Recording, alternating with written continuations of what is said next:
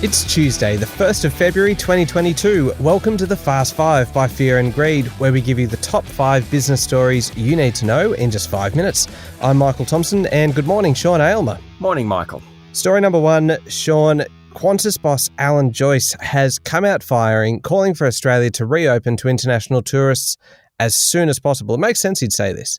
Yeah, it's not a surprise, but Mr Joyce said the current border policy made no sense and took a special swipe at Western Australian Premier Mark McGowan for keeping the state border closed. It comes just days after Prime Minister Scott Morrison said borders should reopen by Easter. That's international borders. Of course, Easter is mid-April. Mr Joyce, whose company has much to gain from a reopening, said it didn't make sense to allow Australians to come in, but not tourists. He pointed out that there were a lot more COVID cases in Australia than many of the destinations Qantas flies to, and he also called for an easing of testing requirements. Now, pressure is growing on the government to take a more lenient approach. On the economic front, we need foreign students and travellers. We need them in the labour market as much as anything, cafes, restaurants, those types of things, as well, of course, for the higher education sector. Regional cities such as Cairns have been disproportionately hit by border closures. They need the help. And of course, if you're a foreigner, if you're sitting in Japan thinking, what will I do this summer, coming to Australia doesn't look like a great option. Hopefully, the next few months will mark a return to widespread international travel. While some sectors, cruising being the best example, will have to wait, the signs are that the international borders will reopen in coming months. That, of course, is assuming no major outbreak of a new variant of COVID. Yeah, absolutely. Now, Sean, story number 2. I've just had my third COVID vaccine fairly recently.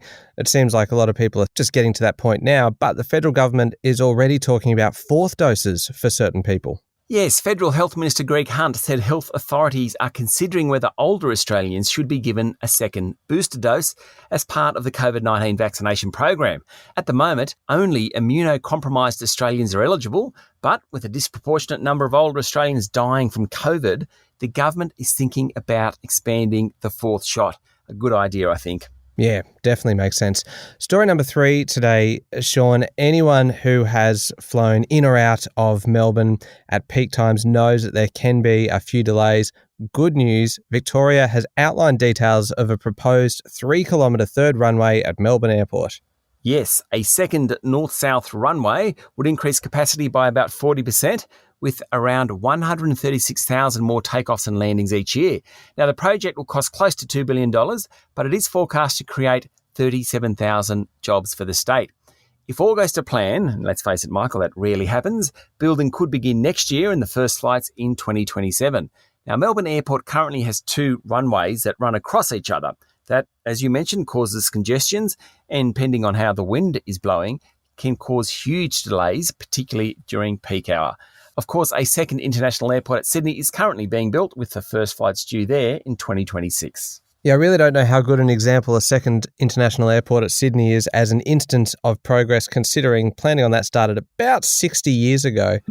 Hopefully a third runway will be somewhat shorter a time period in planning than a second airport. Yeah, hopefully so. Okay, story number 4 today, Sean. Property funds manager Charter Hall has bid almost $1.3 billion for an office and industrial landlord. What's really interesting about this is really what people are wanting from their office buildings these days. Yeah, that's right. Even if you take a step back from that, the fact that investors want to buy office buildings is interesting in itself.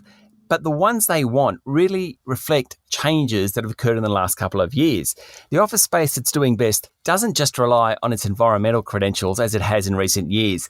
It also needs to rate highly on well-being indices. So end-of-trip facilities are very popular. Somewhere to leave your bike, somewhere to shower before and after work, that type of thing. Natural light is really, really important. Being able to configure office furniture and find space that better allows collaboration that does well. They're the office buildings that are actually attracting the premium.